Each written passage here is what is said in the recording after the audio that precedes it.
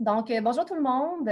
Bienvenue à la rencontre des gestionnaires des camps de jour en lien avec les mesures de la Direction de la santé publique.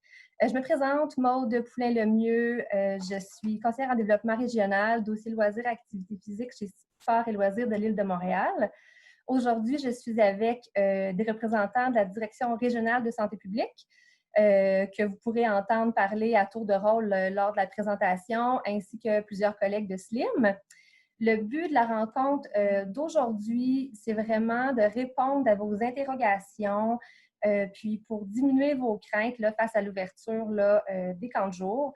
Cette rencontre est vraiment un complément de ce qui se retrouve dans les guides de la Sécu. Donc, on espère que vous pourrez avoir un maximum d'informations. Quelques petites consignes aujourd'hui. S'il vous plaît, bien nommer votre nom et votre organisme dans l'identification. On est un très grand groupe, donc les micros vont être désactivés. Puis, à la fin de chaque bloc d'information, on va vous demander d'inscrire vos questions dans le clavardage. Je vais essayer de passer le plus possible de questions. Évidemment, on a un temps limite. Donc, ça se peut qu'il y ait des questions qu'on n'aura malheureusement pas pu répondre, mais on va s'assurer qu'ils se retrouvent là, qu'on compile ces questions-là, qu'ils se retrouvent dans un document qu'on va pouvoir vous envoyer à la suite de la rencontre, ou encore on a l'espace solidaire avec une foire aux questions que Slim a mis sur pied. Et dès maintenant, je vais passer la parole à Josée Scott qui va vous parler un peu plus de Slim. Bonjour, alors bienvenue à tout le monde. Donc, rapidement, Sport et loisirs de l'île de Montréal, c'est un organisme régional qui se préoccupe de loisirs, de sport, de plein air, d'activités physiques. Donc, si vous ne connaissez pas, je vous invite à venir visiter notre site internet sportloisirsmontréal.ca. Et je veux ressouligner, on fait une rencontre spéciale sur la thématique des camps de jour, mais plusieurs d'entre vous, ce n'est pas votre seule activité. Alors, il faut savoir que SLIM, on est en lien étroit de façon statutaire, autant avec des comités municipaux et avec la direction de la santé publique sur toutes les mesures de déconfinement dans le secteur sport, loisirs, activités physiques et plein air. Donc, sur notre site Internet, il y a une foire aux questions. C'est vraiment la façon la plus facile d'alimenter les informations pour tout le monde. Quand il y a des sujets comme le camp de jour, bien, on fait une visioconférence comme ça. Il y en aura peut-être sur d'autres thèmes, mais je vous invite à utiliser cet outil-là. Puis c'est vraiment, pour l'instant, c'est pas le meilleur outil de communication pour vous informer de part et d'autre, puis que les messages autant de la santé publique que de la Ville de Montréal puissent vous arriver là, conformément à vos attentes. Donc, je vous souhaite une bonne rencontre. Je repasse la parole à Maude. Bien, sans plus tarder, on va avoir les deux représentantes qui vont nous parler des recommandations générales, des soins aux enfants et la gestion des cas et des contacts et des occlusions. Donc, voilà.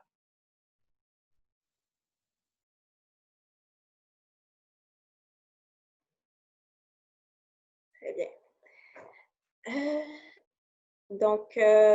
Bonjour, je me présente. Moi, c'est Isra Bouzayan. Je suis résidente en médecine familiale. Je travaille en santé publique. Je travaille avec Dr Archambault. Je ne sais pas si Dr Archambault veut se présenter.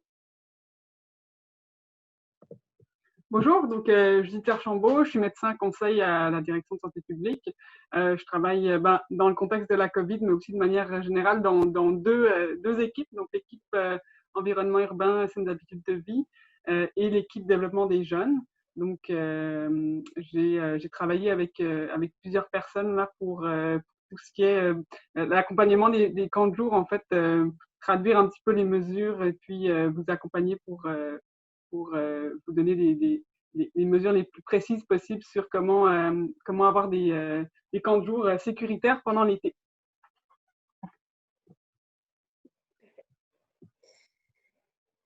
Je laisserai peut-être mes autres collègues se présenter. Oui, bonjour, moi c'est Marilyn Goudreau, je suis agente de planification de programmation recherche pour le service environnement urbain et saines habitudes de vie. Je travaille principalement les dossiers au niveau de l'activité physique pour les jeunes. Donc, pour les questions qui vont s'adresser sur cette thématique, je pourrai y répondre. Bonjour, Anne Pelletier. Je suis aussi agente de planification, programmation, recherche à la Direction régionale de santé publique.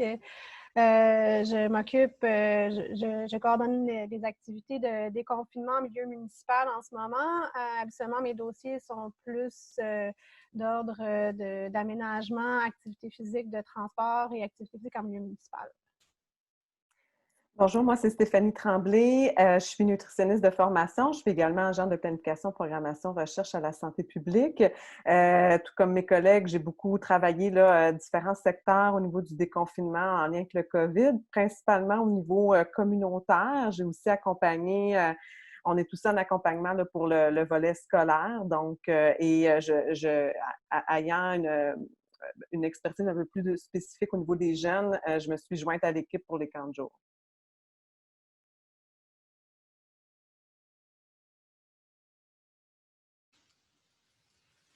Donc, avant de laisser la parole à Isra pour les premières mesures au niveau santé, ce que je pourrais vous dire, c'est que, bon, comme vous le savez sûrement, là, l'information change rapidement. Donc, on doit vous dire que la présentation a été rédigée en fonction des informations qui sont disponibles aujourd'hui. Évidemment, les informations pourraient être appelées à changer là, selon l'évolution de la situation. C'est important de le noter. C'est donc important, si vous avez des documents, toujours vous assurer d'avoir les documents les plus à jour, les dernières versions. On va s'assurer là, avec Slim que toutes les informations, quand il y a des mises à jour, que ce soit sur leur site Internet pour que vous puissiez être au courant là, des nouvelles informations de notre côté. Et comme l'a mentionné Maude tantôt, tout ce qui est à l'intérieur de cette présentation-là, c'est complémentaire à celle qui a été produite par l'Association des camps de jour du Québec. On ne va pas dédoubler l'information, mais vraiment aller à des éléments qui n'ont pas été présentés dans leurs documents. C'était fait en 3 blocs, donc en 4 blocs. Bloc 1, 2, 3 va être plus au niveau santé par ISMA. Et puis, le bloc 4 va être davantage au niveau de l'organisation du camp. Les questions vont se faire uniquement là, par clavardage si on n'y répond pas à l'intérieur des différents blocs. Alors, ISMA, je te laisse la parole. Parfait. Merci, Marilyn. Donc, si on revient un petit peu à la base de comment la COVID se transmet, donc, c'est une infection au virus coronavirus qui affecte principalement les muqueuses. Donc, on parle du nez, de la gorge, des poumons. Et en contrepartie, ça se transmet via des gouttelettes qu'une personne peut éjecter vers une autre personne. Donc, ça peut être fait soit directement des gouttelettes qui vont atteindre les yeux, le nez ou la bouche de quelqu'un d'autre. Ça peut se faire aussi par contact via les mains, donc une personne qui tousse ou qui éternue, qui contamine ses mains, qui touche à son tour quelqu'un d'autre ou soi-même au niveau des yeux, nez et bouche. Puis, donc ça, c'est vraiment les méthodes de transmission qui sont les plus communes.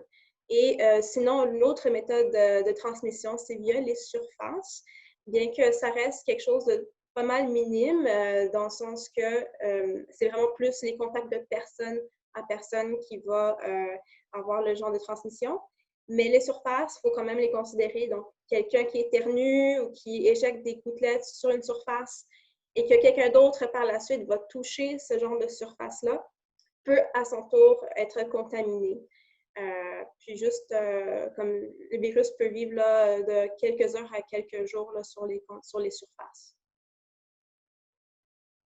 Ensuite, ce qui est bon à savoir sur ce virus-là, les gens qui sont porteurs du virus peuvent transmettre ce virus-là 48 heures avant l'apparition des symptômes et jusqu'à 14 jours depuis le début des symptômes. Donc, on parle vraiment d'une période d'à peu près 16 jours où est-ce que quelqu'un qui a le virus peut contaminer quelqu'un d'autre.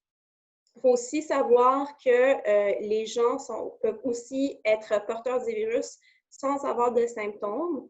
Et même s'ils n'ont pas de symptômes, ils peuvent transmettre le virus à quelqu'un d'autre. Maintenant, pour ce qu'il faut aussi porter attention, c'est les symptômes de ce virus-là. Donc, il y a 4 symptômes principaux que l'on considère suspects pour quelqu'un, pour le coronavirus. Donc, bien sûr, il y a la fièvre. Donc, on parle d'une fièvre, une température buccale de 38 degrés Celsius par température par la bouche ou de 100,4 degrés Fahrenheit si vous utilisez ces mesures-là. L'autre symptôme à surveiller, c'est l'apparition ou l'aggravation d'une toux. Et ça, en fait, ce qui est important, c'est vraiment de voir est-ce qu'une personne qui a une toux chronique, à ce moment-là, est-ce que ça ne veut pas nécessairement dire qu'elle a le COVID, mais c'est plus le fait que si elle a une aggravation de sa toux chronique, là, il faut suspecter là, un peu plus le COVID. Puis, chez les gens qui n'ont pas en général de la toux puis qui ont une nouvelle toux, ça aussi, c'est un symptôme assez suspect. Ensuite, il y a bien sûr les difficultés respiratoires, les essoufflements. Et quatrièmement, une perte soudaine de l'odorat ou du goût sans association à une congestion nasale.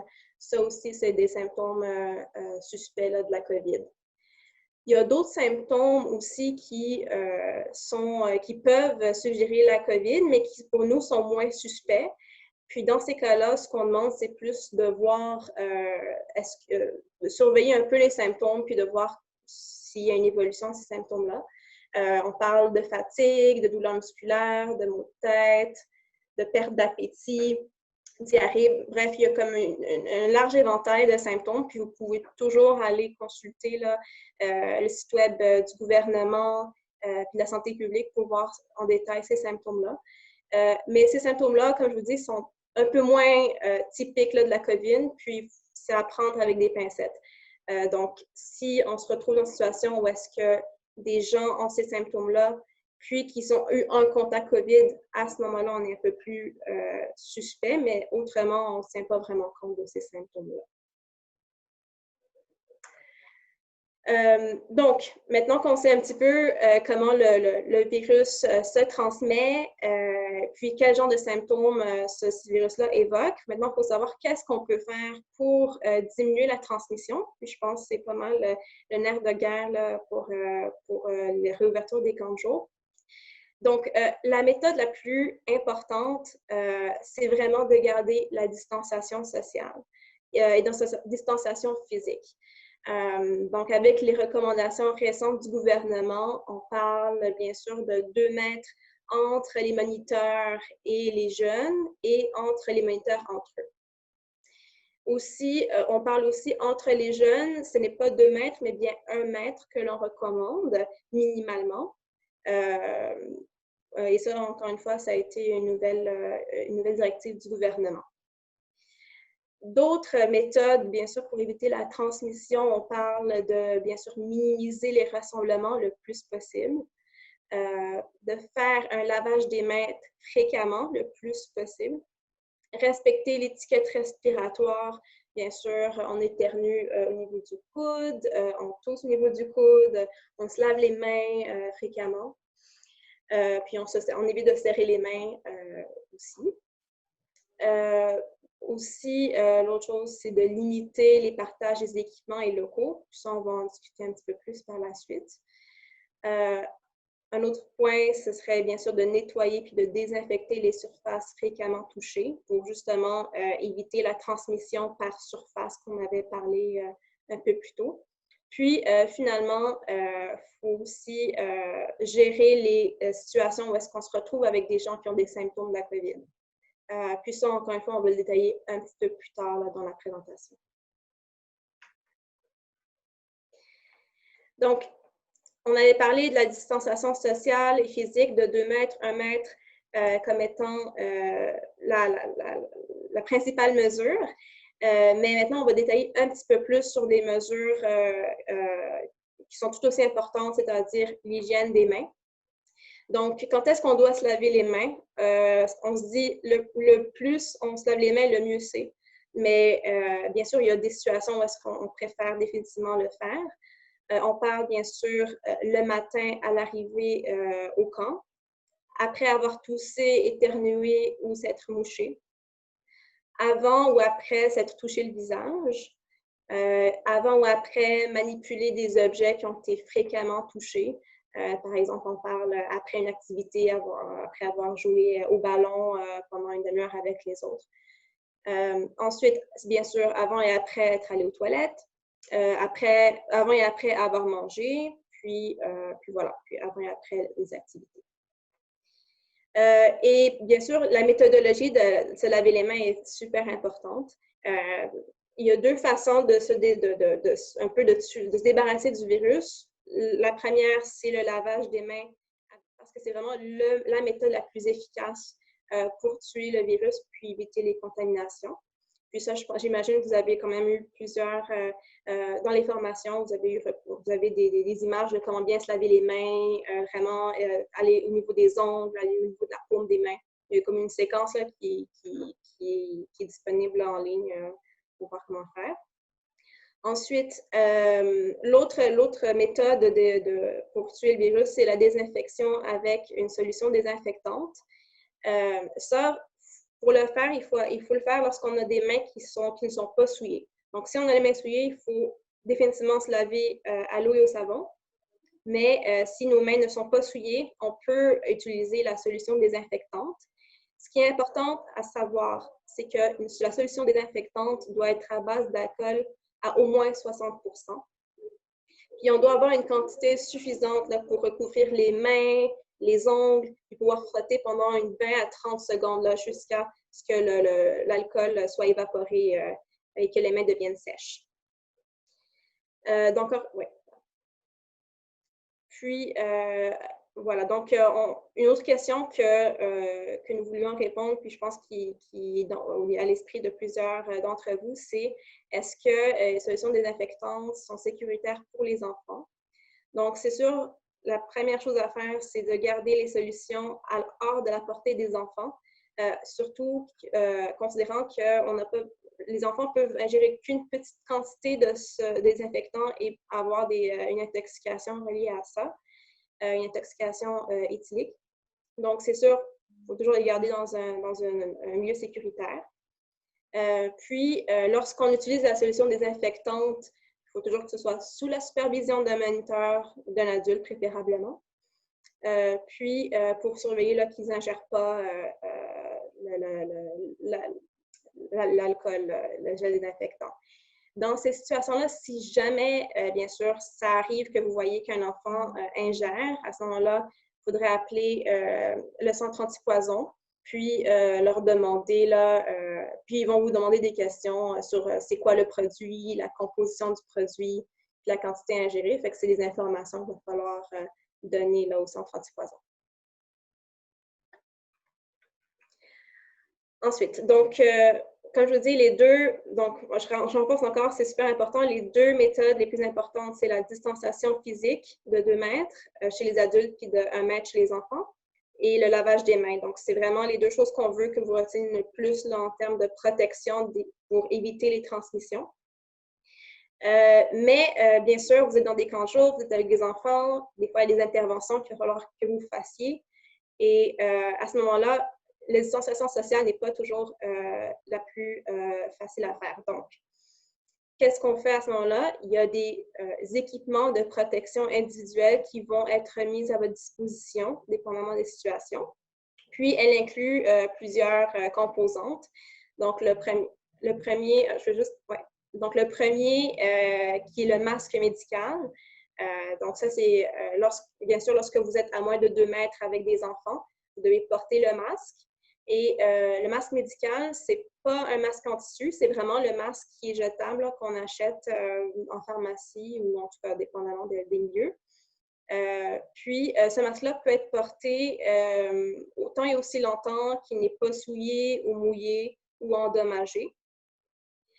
Puis aussi, il faudrait le changer si jamais vous êtes en contact avec quelqu'un qui est malade et qui est symptomatique. À ce moment-là, lorsque vous aurez terminé l'intervention avec cette personne-là, il faudrait le changer là, une fois que vous avez fini.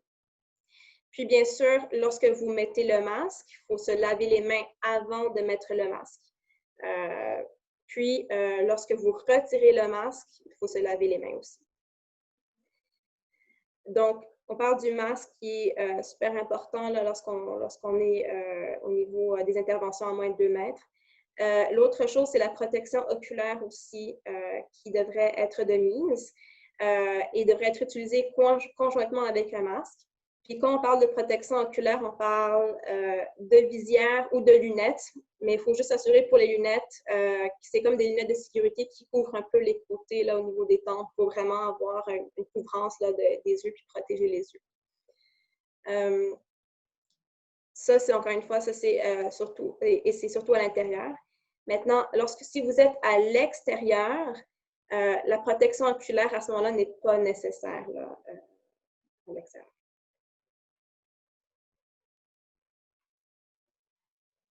Ensuite, toujours dans les équipements de protection individuelle, on a les gants qui peuvent être mis à votre disposition. Ça, en général, ça ne remplace aucunement l'hygiène des mains. Donc, c'est plus efficace de bien se laver les mains que de porter des gants à longueur de journée.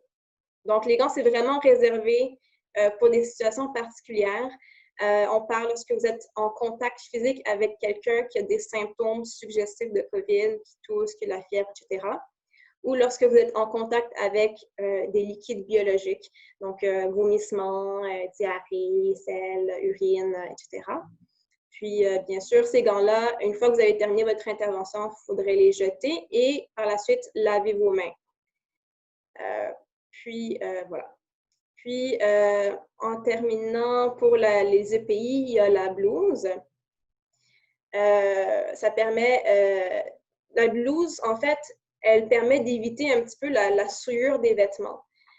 Donc, elle peut être utilisée lorsque vous êtes en contact rapproché avec des enfants qui peuvent projeter là, des liquides, soit parce qu'ils crachent ou parce qu'ils ont des liquides biologiques, un peu comme les gants finalement. Puis bien sûr, changer la blouse là, après votre intervention. Il y a des gens aussi, ce qu'ils peuvent faire, c'est au lieu de porter une blouse, mais de porter leurs vêtements réguliers, mais de prévoir des vêtements de rechange là, par la suite si jamais ils sont en contact avec des liquides biologiques ou des souillures là, venant des enfants. Un petit point concernant les couvre-visages en tissu, parce qu'on retrouve ça quand même souvent là, à l'extérieur en milieu communautaire. Ça ne fait pas partie de l'équipement de protection individuelle qui est recommandé. C'est plutôt utilisé pour les populations ou pour les travailleurs qui ont des contacts de moins de 2 mètres et dans des contacts de courte durée, là, comme dans les travails de bureau, ce qui n'est pas le cas dans les camps de jour. Puis voilà. Puis bien sûr, si jamais vous êtes en contact avec quelqu'un qui est soupçonné de COVID, il faut définitivement porter le masque médical. Le couvre-visage n'est pas recommandé dans ces situations-là. Donc, un autre point qu'on voulait aborder qui est aussi important, donc oui, l'équipement de protection individuelle, c'est important pour vous protéger là, lorsque vous êtes en contact rapproché.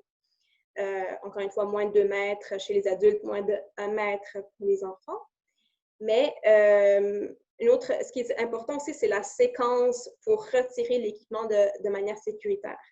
Parce qu'il faut savoir qu'il y a des contaminations qui peuvent se faire si on ne retire pas l'équipement de façon séquentielle et sécuritaire. Donc, il y a une vidéo qui est présente, là, que vous pourriez cliquer puis voir. Puis j'imagine aussi là, que dans vos formations de camp de jour, il y a aussi des vidéos qui expliquent un peu là, comment retirer un équipement de protection. Mais juste pour vous dire les grandes lignes, première chose à faire lorsque vous avez tous les équipements, c'est de retirer les gants, puis retirer la blouse, se laver les mains une première fois, puis ensuite enlever le masque et la visière, et enfin se relaver les mains une deuxième fois. Et voilà. Donc, nous aussi, ce qu'on recommande, parce que là, c'est sûr, c'est la blouse, les gants, tout ça, c'est pas quelque chose que vous allez avoir besoin tout le temps, mais on recommande toujours d'avoir une trousse d'urgence pour qu'elle soit disponible en tout temps là, si jamais vous deviez avoir à l'utiliser. Donc, les gants, donc la trousse d'urgence, c'est quoi? C'est des gants, la blouse, paire de lunettes protectrices, 2 masques médicaux, donc un pour l'intervenant et un pour le jeune. un sac refermable où est-ce que vous pouvez mettre tout ce qui est souillé et une solution hydroalcoolique d'au moins 60%. Puis cette trousse-là devrait être disponible en tout temps pour le personnel au camp de jour. Ensuite, là, je vous ai parlé un petit peu là, des méthodes pour diminuer les transmissions si jamais il y a quelqu'un qui est porteur du virus. Maintenant, on va discuter un petit peu plus de c'est quoi qu'on fait lorsqu'on est en présence de cas dans le camp de jour ou d'éclosion dans le camp de jour. La première chose que j'aimerais vous expliquer, c'est qu'est-ce qu'on entend par dire lorsqu'on parle d'une éclosion. Donc, une éclosion, c'est lorsque, au niveau de la définition, on a deux cas de COVID confirmés en moins de 2 semaines, en moins de 14 jours, chez soit les enfants ou les animateurs du groupe, et qui ne peuvent pas être expliqués par un lien épidémiologique qui se trouve en dehors du camp. Donc, c'est-à-dire, c'est pas parce deux cas qui viennent d'une même fratrie, ce n'est pas une éclosion, c'est parce qu'ils ont été en contact avec un cas qui était à l'extérieur du camp. Oui. Ensuite, qu'est-ce qu'on doit faire si on soupçonne qu'il y a une éclosion? On vous a donné les contacts ici là, pour la santé, département de santé publique. Donc, numéro suivant 514-528-2400. Puis, vous pouvez aussi envoyer le courriel, votre requête au courriel suivant là, pour les milieux jeunesse. Puis, à ce moment-là, la santé publique va procéder là, à une analyse des risques. Puis, elle va déterminer un peu c'est quoi les mesures à faire par la suite. Puis, juste pour vous dire aussi, si jamais vous avez des questions concernant comment organiser au niveau quotidiennement là, par rapport à la gestion des éclosions, il y aura un lien qu'on va vous envoyer là, qui vous dit un peu comment vérifier quotidiennement toutes les étapes à faire dans les cas où est-ce qu'il y a des cas ou des éclosions. Ensuite, au niveau de la santé publique, qu'est-ce qui est fait exactement? Donc, et ça s'applique autant dans les camps de jour que dans la population générale, un peu partout finalement. Lorsqu'il y a une personne qui est diagnostiquée de COVID-19, il y a la DRSP qui va être directement sollicitée par recevoir les résultats par les laboratoires et elle va contacter là, les gens qui ont eu un résultat positif à la COVID et va énoncer les recommandations d'isolement et procéder à l'évaluation des contacts de la personne infectée. Et à leur tour, les contacts des gens qui ont eu la COVID vont être contactés aussi par la santé publique. Et donc, chaque contact on va déterminer à quel point est-ce qu'ils sont à risque là, de développer le COVID, dépendamment du type de contact qu'ils ont. Ensuite, une fois que l'évaluation est complétée, la santé publique va émettre des recommandations. Les recommandations vont être appliquées pour les personnes qui sont COVID positives. Donc, ces gens-là, en fait, on les isole 2 semaines. Pour les contacts des gens qui ont eu la COVID, à ce moment-là, on regarde un peu à quel point leur type de contact, est-ce que c'est un risque modéré à élevé de contagion.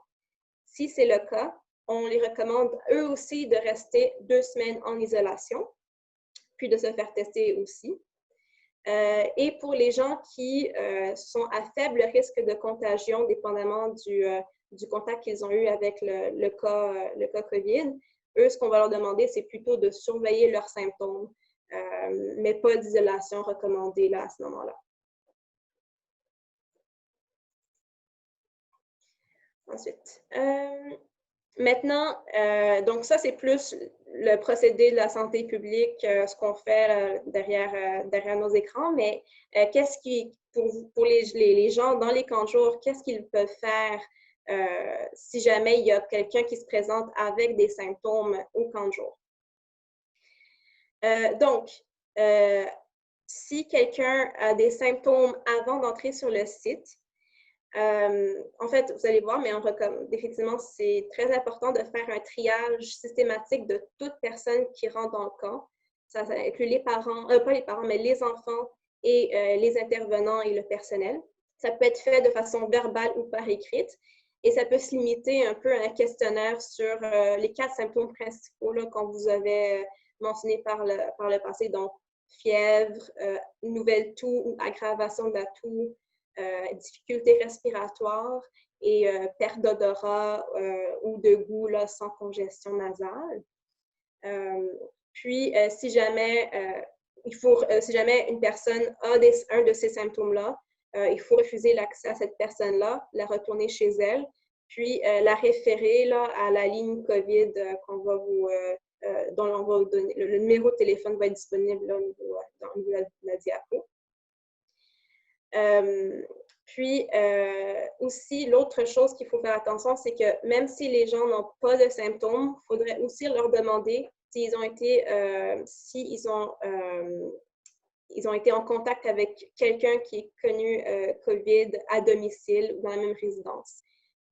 Donc, refuser l'accès si la personne est déjà placée en isolement en faisant la COVID ou si une personne de la même résidence présente des symptômes. Et pour ces gens-là, refuser l'accès et les référer à la santé publique, à la ligne COVID.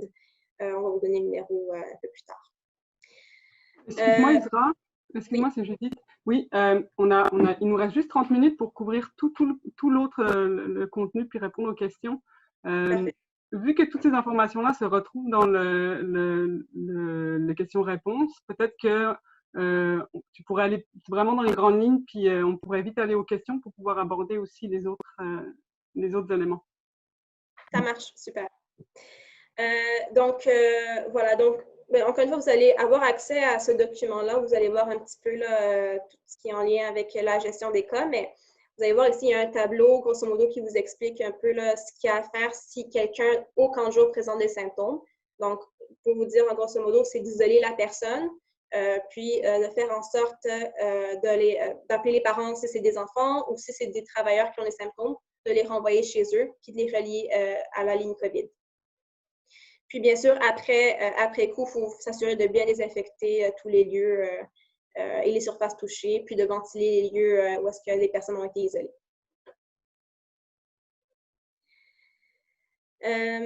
Donc ça, en fait, c'est plus, ça reflète un petit peu ce qu'on avait dit là, mais est-ce que la salle d'isolement peut-elle être utilisée pour d'autres fonctions comme salle de soins?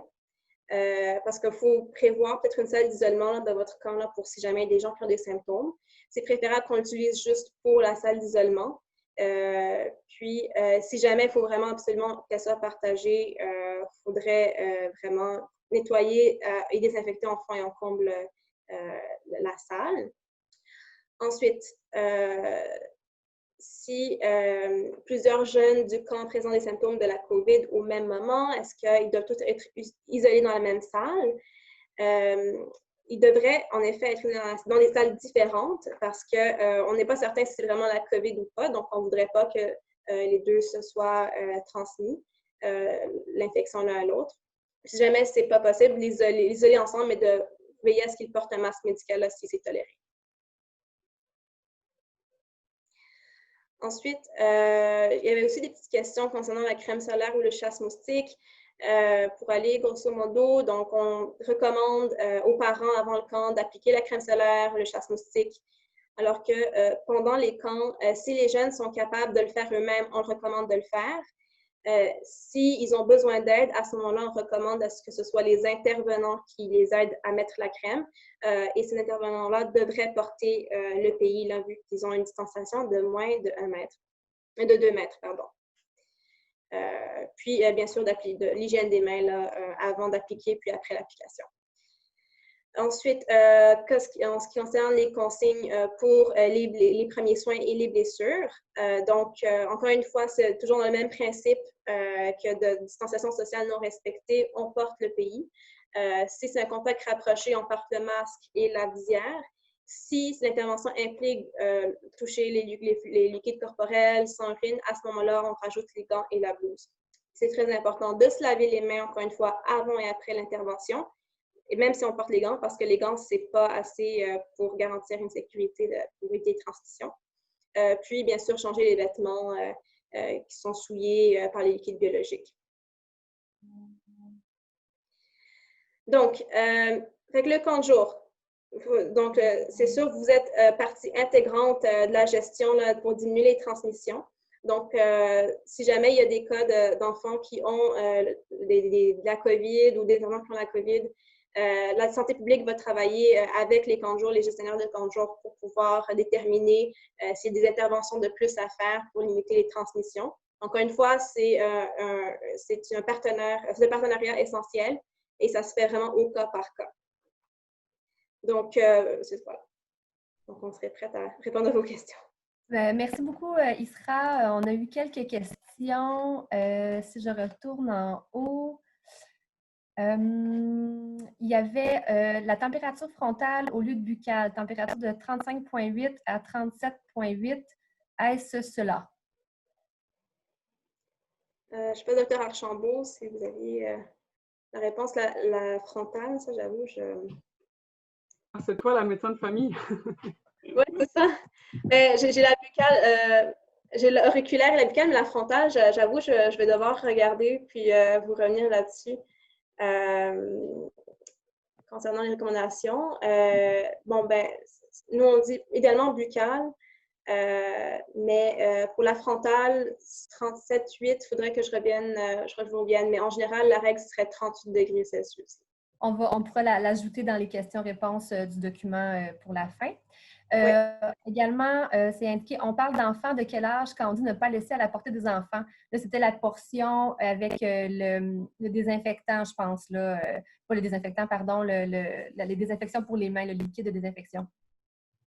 Oui. Donc, c'est ça. Donc, c'est sûr que je veux dire, un enfant de 12, 13, 14 ans, ça, assez clair qu'eux, ils comprennent un peu la procédure à suivre, mais j'imagine que c'est plus les jeunes enfants en bas de 9 ans où est-ce que justement l'ingestion, ils peuvent ingérer puis pas nécessairement comprendre les consignes. C'est à eux qu'il faudrait faire attention. Un peu comme les produits de nettoyage qu'on a à la maison ou peu importe, c'est un peu les mêmes procédures là, pour le désinfectant. Merci. Quand on dit que la protection oculaire n'est pas nécessaire à l'extérieur, est-ce aussi pour les accompagnateurs ou uniquement les animateurs? On avait connu qu'à l'extérieur, ça inclut les moniteurs et les accompagnateurs. Ouais. Excellent. Excuse-moi, je veux juste revenir. Dans le fond, les accompagnateurs, c'est pour les jeunes à besoins particuliers. Là, il y a vraiment une partie qui va être faite, un autre webinaire qui va traiter les besoins, les jeunes à besoins particuliers et toutes les mesures qui entourent cette clientèle-là, parce que évidemment, la projection de particules, elle est pas comme avec un enfant qui n'a pas de besoins particuliers. Là. Donc, j'aimerais juste ça, là, Dr. Archambault, de voir est-ce que c'est les mêmes recommandations pour l'accompagnateur dans le cas présent ou ça sera plutôt traité dans le prochain webinaire que vous allez faire pour les jeunes à besoins particuliers?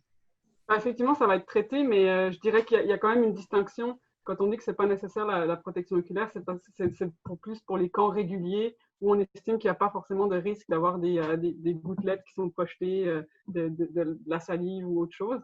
Pour les accompagnateurs qui sont vraiment proches de l'enfant pendant toute la journée, il faudrait quand même mettre la protection oculaire. Parfait, merci beaucoup des précisions. Ensuite, par rapport au PowerPoint, il va pouvoir être disponible et pour l'enregistrement, on attend encore quelques petites validations. Ensuite, est-ce que les enfants peuvent se présenter seuls au camp et répondre eux-mêmes aux questions de santé ou les parents doivent-ils systématiquement accompagner leurs enfants jusqu'au questionnaire? C'est une bonne question. En effet.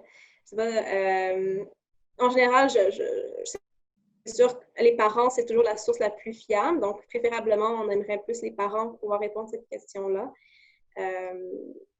Donc voilà. Je pense qu'on pourrait peut-être aussi valider avec quelques autres partenaires, puis on pourrait répondre à la question parce que effectivement, c'est des bonnes questions.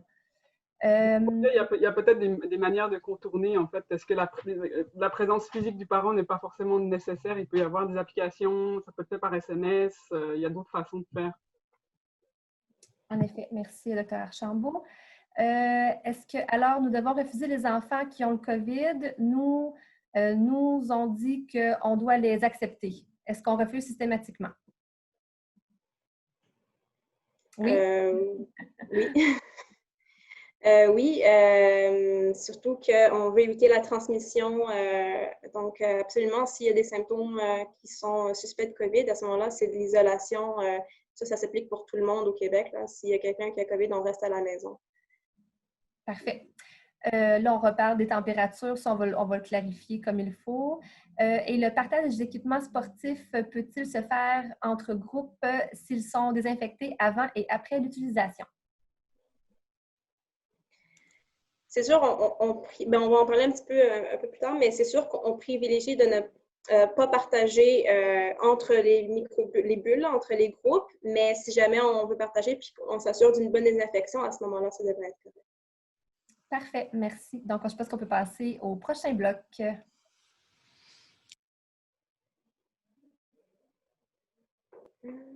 Oui, désolée, j'avais un petit peu de difficulté à retirer le mute de mon micro. Donc, la deuxième partie porte plus sur l'organisation du camp, l'organisation d'une journée. En fond, en premier lieu, l'organisation des groupes. Donc, est-ce qu'on privilégie que les enfants d'une même famille soient dans le même groupe? Si c'est possible, c'est facilitant, ça réduit les contacts. Mais si les parents n'acceptent pas, c'est pas obligatoire non plus.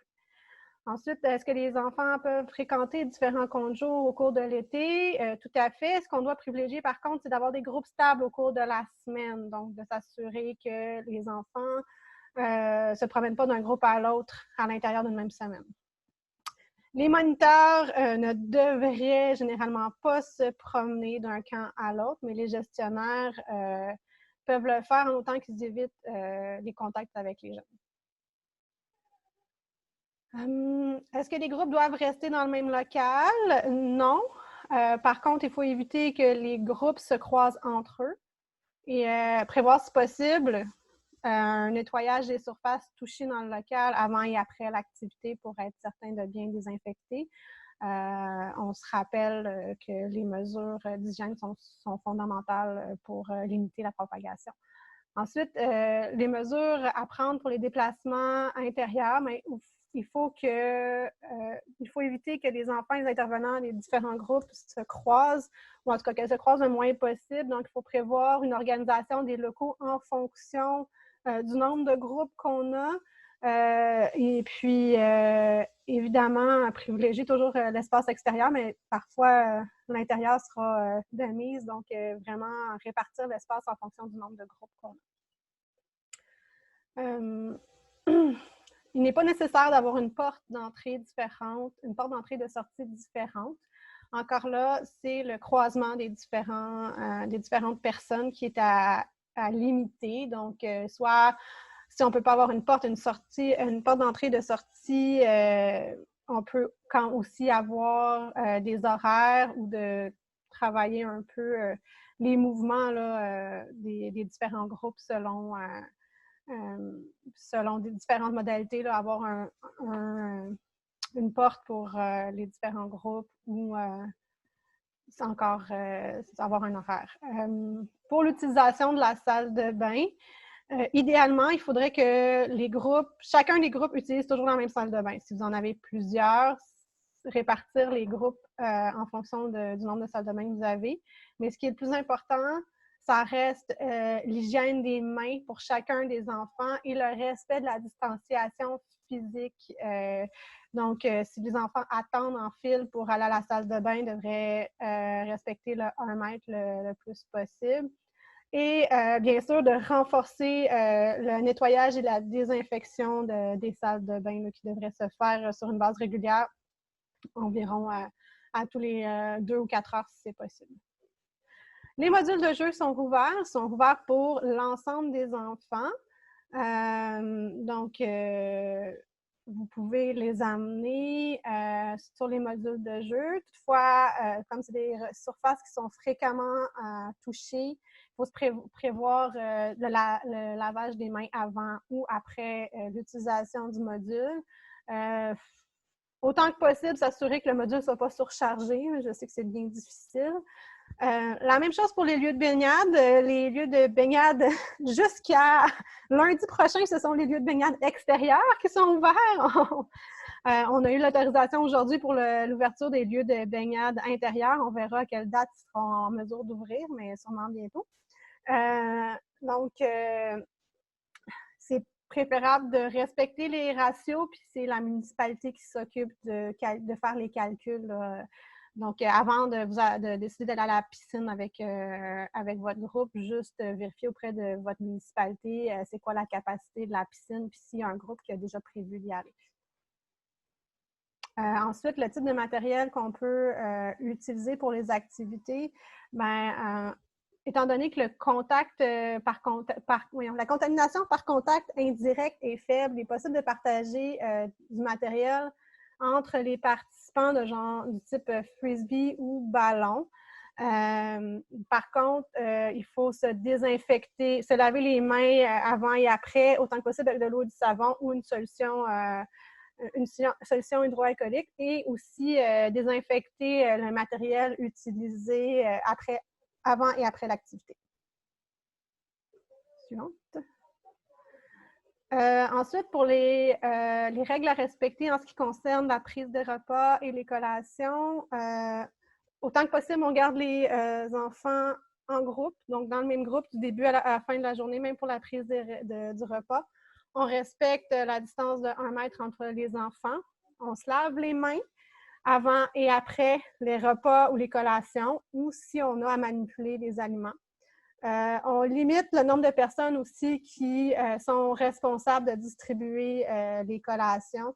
On sait que des fois, il y a des collations qui sont offertes puis que vous pouvez distribuer, mais à ce moment-là, peut-être attribuer 1 ou 2 personnes à la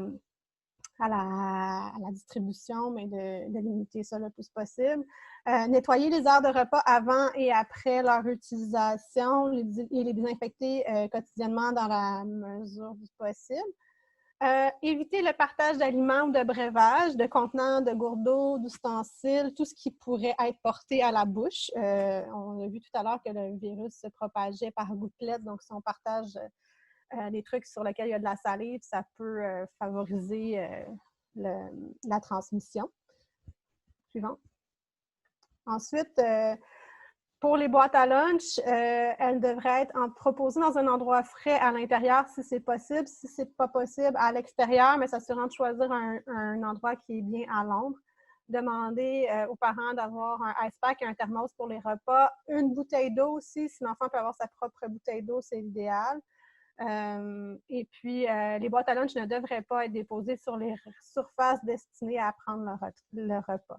Ce n'est pas recommandé d'utiliser les réfrigérateurs et les micro-ondes, étant donné que ce sont des surfaces fréquemment touchées. Voilà, on est prête pour la suite des questions. Merci, Anne. Donc, les questions... Bon, oui, c'est ça, on revient sur la présence du parent. Effectivement, ça va être clarifié le plus rapidement possible. Ensuite, lorsqu'on suspecte un enfant, on fait isolation, OK, mais qu'en fait-on avec le reste du groupe avant qu'il y ait enquête de la direction de la santé publique? Je ne sais pas qui pourrait répondre à ça. C'est Dr. Archambault ou... Oui, je vais commencer à prendre la parole, puis si Dr. Archambault voulait rajouter, mais techniquement, lorsqu'il y a comme un symptôme suspect, ce n'est pas un cas confirmé. Donc, pour l'instant, on ne procède à rien de plus. On ne va pas les isoler, rien, parce que ça se pourrait que ce ne soit pas le cas.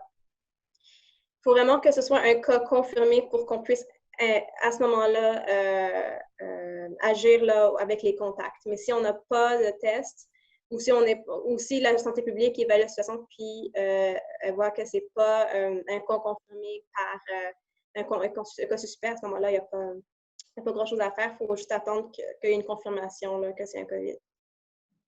Parfait. Peut-être pour ajouter, si on se souvient, c'est pas parce qu'on a été en contact un jour avec une personne qu'on va avoir la COVID le lendemain. Il y a quand même une période d'incubation. Donc, on a quand même, la santé publique va avoir le résultat du test dans les 24 heures, 48 heures. Donc, ça va quand même relativement vite, donc on estime qu'il n'y a pas besoin d'agir plus vite que ça. De toute façon, si vous avez des questions, des préoccupations, des inquiétudes, vous pouvez nous contacter, puis on regardera la situation ensemble. Parfait. Merci du complément d'information. Ici, on parle que le cas est prévu qu'ils prennent la température frontale des enfants, qu'on leur pose des questions avec ou sans les parents. Par exemple, ils disent que les parents ne sont peut-être pas toujours honnêtes puisqu'ils tiennent absolument à ce que leurs enfants aillent au camp. Donc, on va pouvoir le vérifier. Une autre question, dans les cas d'un partage de salle de bain, faut-il désinfecter entre chaque groupe ou entre chaque enfant?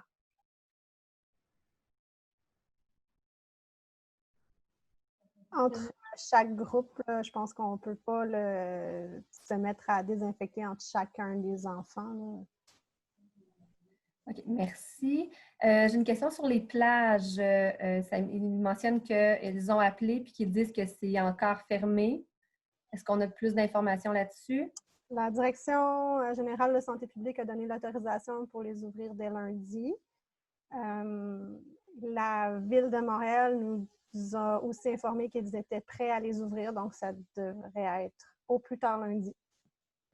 Merci. Ensuite, quelles mesures vont permettre de réintégrer un campeur et un moniteur? Là, on parle de quelqu'un qui aurait eu la COVID et qu'on veut le réintégrer, si j'ai bien compris. J'ai l'impression que oui. OK. Techniquement, avec les nouvelles recommandations là, au niveau de la santé publique provinciale, un isolement de 2 semaines chez un enfant ou un travailleur qui n'a pas de problème d'immunosuppression, c'est suffisant. Après ça, on considère qu'il n'est plus contagieux. Il peut réintégrer là, le camp de jour sans aucune limite. Parfait, merci. Est-ce que les salles de bain et les fontaines d'eau vont être ouvertes dans les parcs à tous? En théorie, ça a été autorisé. Il y a certaines salles de bain et certaines fontaines d'eau qui sont ouvertes. Ça n'a pas été systématisé pour l'instant. Je pourrais vérifier auprès de la Ville là, qu'elle a été, pour les fontaines d'eau, du moins, je ne connais pas les critères. Pour les salles de bain, je sais qu'ils ont privilégié les salles de bain avec un accès extérieur direct. Donc, si vous devez traverser un chalet complet pour avoir accès aux salles de bain, c'est possible que ces salles de bain-là demeurent fermées, pour l'instant du moins. Merci. Anne, une autre question pour toi. Je pense, concernant les ordures des lunchs des enfants, est-ce qu'ils devraient les ramener avec eux à la maison obligatoirement ou, bon, c'est fortement conseillé de les ramener? Aimes-tu mieux que je réponde, Anne? On s'est déjà fait poser la question pour le scolaire, fait que j'ai peut-être une petite idée là, à quoi vous répondre. En fait, je pense pas qu'on a besoin d'aller jusque-là. Ce qui est quand même important, par contre, s'assurer que le lavage des mains soit fait après avoir manipulé les déchets. Donc, puis il y a peut-être un fonctionnement aussi à penser. D'une part, ça va prendre des poubelles sans contact, puis peut-être les disposer à des endroits où les jeunes, après le repas, il ne serait pas nécessaire, dans le fond, tu sais, qu'il y ait pour avoir une circulation fluide, éviter qu'il y ait des attroupements. Ce qui peut être fait aussi, c'est à tour de ronde. Donc, je pense que c'est peut-être l'option à retenir. C'est à vous de voir qu'est-ce qui vous apparaît le plus simple, mais je ne pense pas qu'on a besoin d'aller jusque-là, en autant qu'on a un lavage des mains après la manipulation de déchets. Merci. Peut-être une dernière question avant de passer à l'autre bloc, puis on verra le temps qui nous reste pour les autres questions. Est-ce qu'on a besoin d'informer les parents qu'un autre enfant du même groupe a des symptômes?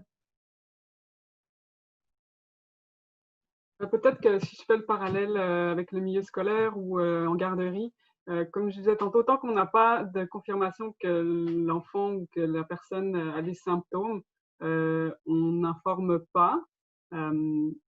Donc, on attend d'avoir plus de... Parce qu'on peut informer quelqu'un des symptômes, mais ça ne nous dit rien, est-ce qu'il a le COVID ou pas. Donc, on attend. Après ça, si vous vous faites poser des questions, je pense qu'il faut être transparent aussi. Puis, si vous êtes plus à l'aise de le dire, vous pouvez aussi. Mais typiquement, dans les écoles et les services de garde, on attend d'avoir une conférence. En tout cas, la santé publique attend avant de faire une communication aux parents. Merci beaucoup. Je pense qu'on va passer au prochain bloc, puis on défilera les questions à la suite de la prochaine présentation. En fait, le prochain bloc, Maude, c'est la conclusion. Ah, bon. Parfait. Dans le fond, on va continuer, je pense, les quelques minutes qui nous restent pour les questions. La présentation, oui, elle va être disponible. Ici, qu'en est-il des transports publics avec la STM? Y a-t-il des informations quant au nombre limite de groupes par autobus et par métro? Port du masque pour enfants et animateurs? Est-ce que... En fait, dans le guide de la Sécu, c'est écrit qu'il n'est pas les déplacements ne sont pas à privilégier actuellement, que ce soit par autobus STM ou autre. On peut vérifier, mais je pense que l'information reste la même. Là, les déplacements sont à limiter encore en ce moment. Merci beaucoup. Il dit, j'ai bien compris, 2 semaines après la fin des symptômes, juste pour être sûr pour la question de la réintégration. Donc, non, en fait, c'est 2 semaines à partir du test positif au COVID. Donc, et non la fin des... Donc, techniquement, pour que quelqu'un soit réintégré, il faut qu'il y ait 2 semaines d'isolation depuis qu'il a été diagnostiqué du COVID et bien sûr qu'il n'ait pas de symptômes, on parle de fièvre, puis d'essoufflement, difficulté respiratoire, 24-48 heures là, sans symptômes pour pouvoir réintégrer. Mais de toute façon, ça aussi, c'est analysé au niveau de la santé publique aussi. Là, si jamais il y a des problèmes, vous pouvez toujours nous contacter là, s'il y a des doutes. Parfait. Un peu en lien avec la même question, il mentionne qu'il n'avait pas été déterminé qu'une personne pouvait être contagieuse jusqu'à 40 jours. Est-ce que c'est moins longtemps pour les enfants? Ben, peut-être que je peux répondre à ça. On sait que la période de contagiosité la plus importante, là où les gens ont le plus de virus dans leur salive et muqueuse, c'est vraiment en fait le jour d'apparition des symptômes, puis même juste avant, donc au tout début, quand on commence un petit peu à sentir mal. Puis plus les jours avancent, plus vraiment la contagiosité diminue. Après 14 jours, quand on n'a plus de symptômes, on n'a vraiment on n'est plus contagieux, sauf chez certaines personnes qui sont immunosupprimées, chez qui on estime que ça prend un petit peu plus de temps parce que leur système immunitaire est moins fort. Mais c'est vraiment les journées de début des symptômes qui sont les plus contagieuses. Donc 40 jours, certainement pas. Parfait, merci. Encore, on a des questions pour les autobus scolaires versus les autobus de la STM et le port du masque. Plus de 12 enfants dans les autobus scolaires. Est-ce que vous avez des informations supplémentaires à ajouter? Je vais vérifier, mais la consigne de base avait été vraiment de limiter les déplacements. Parfait, merci. Certains camps doivent se déplacer en autobus pour se rendre dans une piscine extérieure. Il serait important d'avoir des infos sur les usages dans la STM car le service sera utilisé, c'est certain. Parfait, on va vérifier. Si le test est négatif, on réintègre tout de suite. On réintègre tout de suite. Je ne sais pas, Isra, si tu veux répondre, sinon je réponds rapidement que non, en fait, si quelqu'un a des symptômes puis a passé un test, même s'il est négatif, il doit rester en isolement pendant 14 jours, puis on va lui demander de repasser un test après 12 jours. Ça va être la santé publique qui va donner les instructions d'isolement, donc ils vont savoir. Parfait, merci. Je pense que ça met fin, à moins que j'en aille dans les prochaines minutes, des questions. Dans le fond, je pense qu'on a toutes les coordonnées importantes dans la dernière présentation. On va la rendre disponible, comme on a dit plus tôt. Est-ce qu'il y avait d'autres informations que vous vouliez partager pour la Direction régionale de la santé publique ou on a fait le tour? Parfait. Donc, pour toute question, évidemment, Slim, on est toujours là pour vous. Il y a également l'espace solidaire qui est disponible pour la foire aux questions. Puis, il va y avoir un document qui va être transmis à la suite de cette présentation-là qui reprend les questions qu'on a pu répondre ou non à ce webinaire. Donc, voilà, c'est ce qui mettrait fin à cette période de... Oui, Isra, tu peux y aller. Oui. Je voulais juste rajouter, je vérifie pour la température au niveau frontal. Donc, c'est sûr, la frontale, on dirait que c'est 0,3 degrés Celsius en dessous de la température qu'on aurait buccale. Donc, oui, 37,7, 37,8, ça pourrait être considéré comme de la fièvre. En cas de doute, à ce moment-là, vous refusez, puis ils vont être relégués à la ligne COVID, puis on analysera la situation à ce moment-là. Excellent. Merci pour le complément d'information. Donc, merci à tous, puis bonne chance avec les camps cette année, puis on est disponible pour répondre à vos questions.